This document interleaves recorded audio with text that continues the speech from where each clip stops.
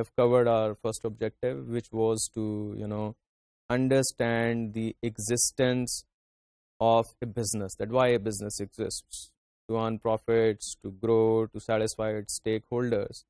Now, how this is done? This is done through an understanding at various levels, that you have to satisfy customers, you have to bring loyal customers, and in order to create this customer satisfaction and loyalty, you will have to work on people, your employees, their satisfaction and their loyalty. Now, in order to deliver this satisfaction of employees and, build that loyalty factor, you have to come up with an organization which is designed, which is structured, which is formed in order to achieve this objective.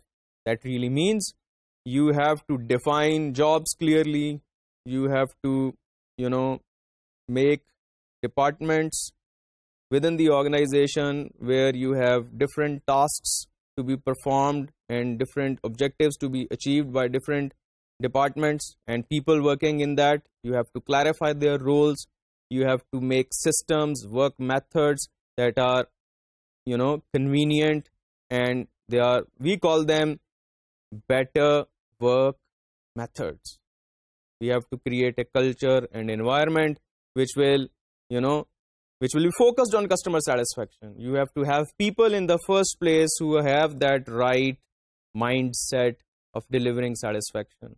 And then you should have policies, procedures, salaries, that will be good enough to satisfy and motivate our employees so that they are satisfied and they become loyal. Okay, now having said that, now we come to our second objective, which is to structure an organization in such a way that it is capable of achieving our objectives. Now, we will look into that how an organization can be structured into different departments. So any business, be it be of, let's say, selling automobiles into manufacturing, or be it be a service concern such as banking, or maybe any restaurant which also is into, some part manufacturing and some part servicing, hotel, again you have, products as well as a lot of services. So any business, any kind of business, pure service business, pure manufacturing business, a business which is a combination of these two, okay, we can structure that business into 4 key functional areas. Let me repeat, functional areas. Function number 1, production operations. If it is, let's say, a pure manufacturing concern, then it is production. And if it is a pure service concern, then it is operations. And if the business is, let's say, a combination of services and manufacturing, or some part there is product or some part there is service, then we would say that it is, some companies would say operations, or some companies may say production and operations. So a production / operations department. Second would be finance and accounts. Any business would need money. Without money, no business can survive. Without, sufficient capital and sufficient, equity or the funds that we can arrange from different ways, but you have to have a way to manage funds, to have financial resources. That is the second. Second department would be the accounts and finance department. No organization can run without people. If you have to do operations, production, manage finance, everything, it has to be powered by people. So we have manpower, human resources that we have to put into place to perform these 2 functions. Okay, you have to have production and operations in place. Then you need to have that kind of what we call financing to do those things. Okay, so you can buy your raw materials, you can buy your packing, you can install your machinery, you can put your factory in place, and you can start manufacturing. Okay, you have all those resources. After all, you have that funding with you, you have that capital with you, or if you don't have, you can acquire. You can ask someone to give you the money that you need to put your manufacturing and operations into place. So three things we have, what we call production, then we have our finance, and third would be employing people. And who will employ that? Those people will be employed by the HR department. So we have the human resources division in place into the organization. You have the people, you have the money, and you have the service or product ready to be sold, and then someone has to take the lead and sell that product. Okay, any business, be it any business, even education, even hotel industry, even your weaponry, anything. Okay, automobiles, consumer durables, air conditioners, you have your multimedia projectors, home theaters, everything needs to be sold. Once it is produced, it has to be sold. People produce it, money produce it, but you have to sell it. Okay, so you need to have the marketing division. You need to have the marketing and sales division. So these are four functional areas where you have production, where you have finance, then you have human resource, and then you have marketing. And our sales come within the scope of marketing. Now, one thing you have to appreciate, that this business and selling and marketing are not two different things. Any business is actually a business because it sells. It sells, and what it does, it produces revenue for the organization. So marketing, or in other words, sales, is responsible for earning the bread and butter for the organization. So this is a very, very important area in a business. At the back end, we have production, and at the front end, we have sales and marketing, or marketing and sales, or just marketing. Okay, so this human resource function and the finance function is mainly to support the production and operation side of the business, and then the marketing side of the business, or selling side of the business. So these are the four departments. You have production, operations, then you have a chain, that now we known as the supply chain. Through this supply chain, product is marketed, sold to customers. Once we have sold these products to customers, this selling is taking place always. It's not now that we are selling it only now. In business, selling is taking place since ages, since history. Organizations are selling.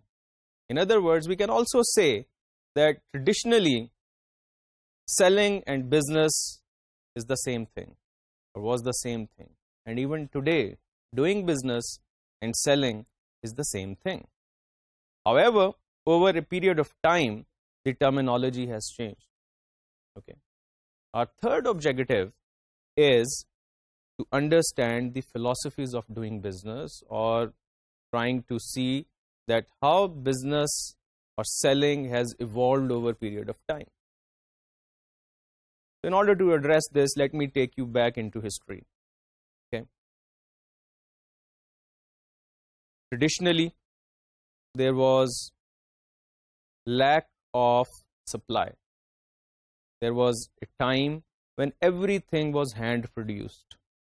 Things were produced by the skilled labor. There was no mechanization, there was no industry producing products. So how products were being manufactured?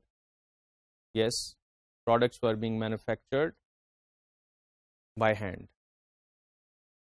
Skilled labor was employed, and obviously one can understand that once things were, or products and services were customized, handmade, no use of machinery, no use of industry, large scale production was not there, so there was scarcity, and there was scarcity of products. Demand was high, okay, therefore prices were also high. So that was the time when industrial revolution came in, and the theory was whatever you will produce will sell, and that became the formula of success. Organizations, businesses, they were able to mass produce through industrial revolution. There was a lot of industry and products were produced. So the products were produced at a large scale. Large scale production resulted into production efficiencies, low cost production, and products were available at a low price compared to what were the previous prices. And there was a large gap between supply and demand. So that was the time, and that was the situation, that the philosophy of doing business came to be known as the production philosophy. The underlying concept was to mass produce and widely distribute the product. Okay. What was the idea?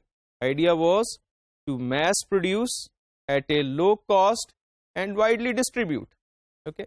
Now this distribution, wide distribution and mass production at a low price basically became the success formula. So in fact, sales was kind of automatic. Nobody thought of having a very professional system or people who would sell. Okay. Now the second phase was whereby there were a lot of industries, there were a lot of factories able to mass produce. What was the result? What is your guess? What would have been the result? Yes, an oversupply situation.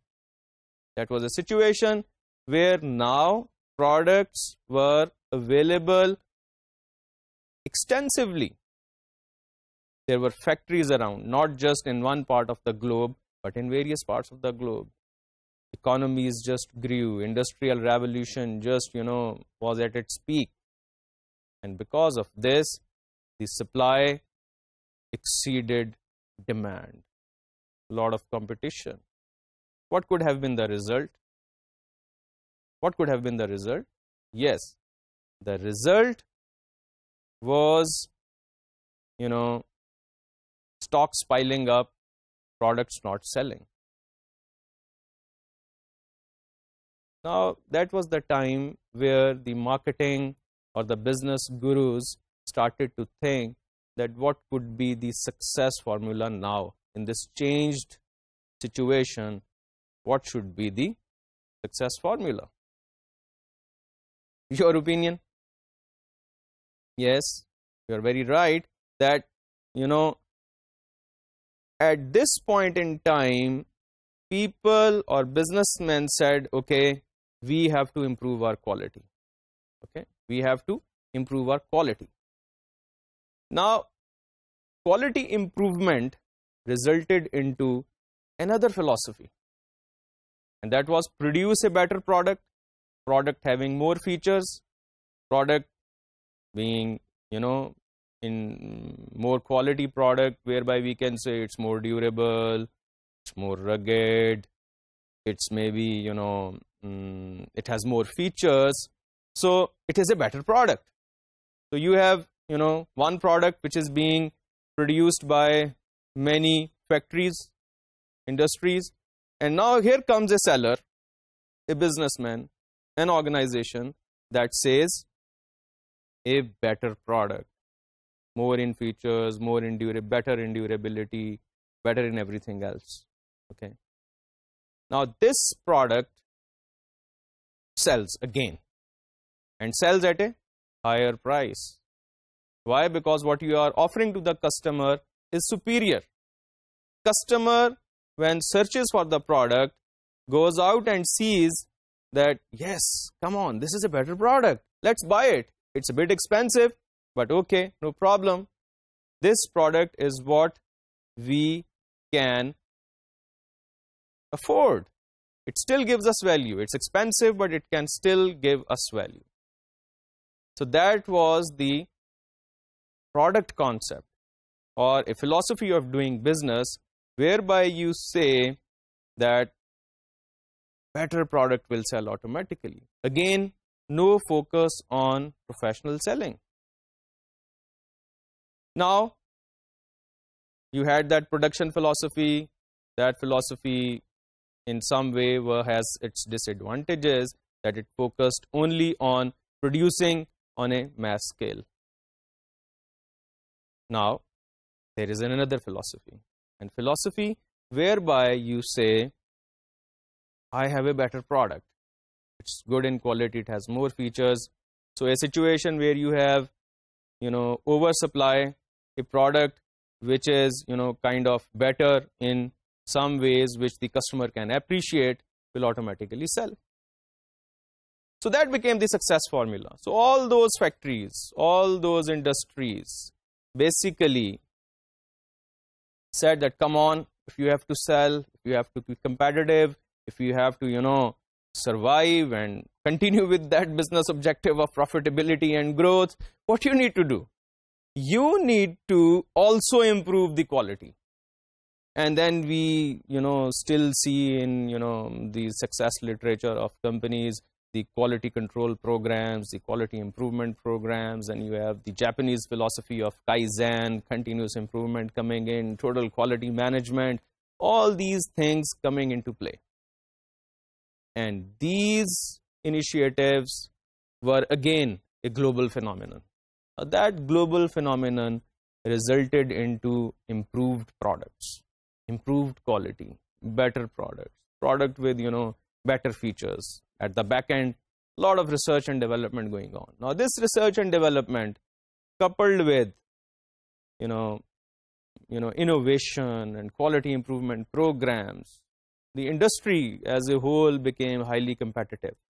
So product in some way we can say that came at par. So that differentiation that the product concept was enjoying because of the better product was no more there. Now everyone was again on the same ground level zero again. So that was the time where businessmen started to think about something different again. And what came to their mind? They said, okay, if you have to sell and if you have to make a difference, again, the objectives of profitability and continuous growth, organizations said, wise businessmen said that you have to undertake an aggressive selling and promotional effort to sell your products and services. In that, competitive environment where products have come to a level that every manufacturer is producing quality, reliability, durability, everything. Okay. Now, that was a point where people started to think about, okay, what we have, our name, our features, we need to communicate to the customer. And not just communicate, we then also have to, hire a sales force, okay, and, send them to customers, okay, where the customers are. If the customers are, in their places, if they are sitting in their offices, if they are at, they are into their residences, we have to go and approach them, and we have to tell them, look here, we have the product you want, and we this is our name. Okay, so they started to promote the brand name. They started to, you know, engage sales forces, you know, people into their sales team that will go out and sell the product aggressively. And the idea was to undertake an aggressive selling and promotion effort and earn those profits that should follow through volume sales.